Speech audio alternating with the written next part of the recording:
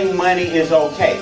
But what you guys got to realize is most people that tell you it's not, is because they don't want you to pass them, because it gives them a reason to feel better about the fact that they're not doing nothing. So you can't get out here and be successful. I got to do everything I can to keep you from being successful, because if you succeed, you then prove that I need to get off my butt and do something. So if we all just stay down here broke and on the same level, then we can all keep complaining. But the minute one of y'all break away and start making some money, the society or your group or your following or your environment as you know it has to pull you back so we can all stay as shining examples of what we cannot become.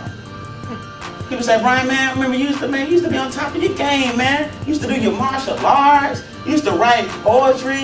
You used to read a lot of books. You used to always submit your short stories, because I could write essays and poems and all kind of stuff. I would submit them to radio.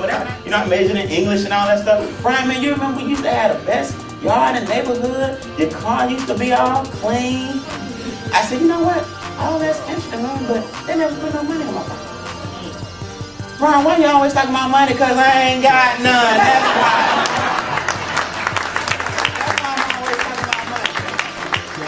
I'm telling you, man, money does change. Money don't change you, it changes the people around you. That's why I'm always talking about money, because I'm tired of being broke. This stuff got to stop, man. I'm tired of floating checks. I'm tired of having to cover my balance. I was to the point where if the monthly fee came out, it cost me $35. So can't nobody tell me about struggling and not having money. People around you change.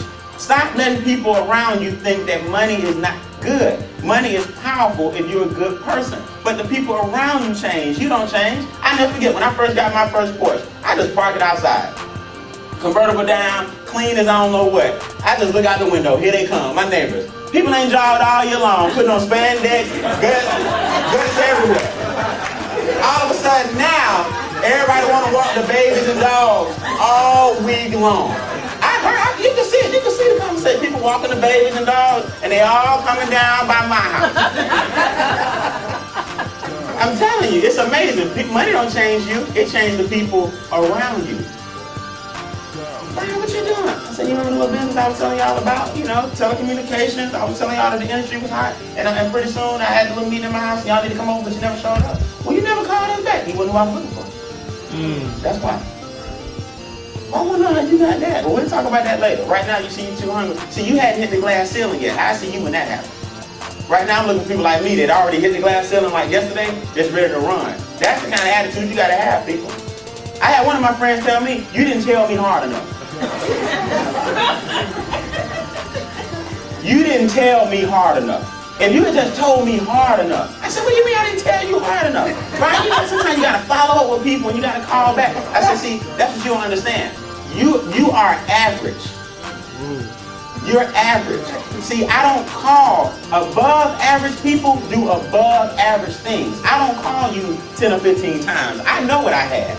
Now, because you see it in the driveway and he's judging the physical where I was judging, I knew I had that Porsche before I even had it. But people judge your physical reality, and you let your physical reality shape your spiritual and mental world, and your spiritual and mental reality is what brings you to physical. Some of y'all got it backwards. Because you're letting people judge your physical reality, they're changing the way that you're thinking. And because they're changing the way you're thinking, you'll never experience the physical reality.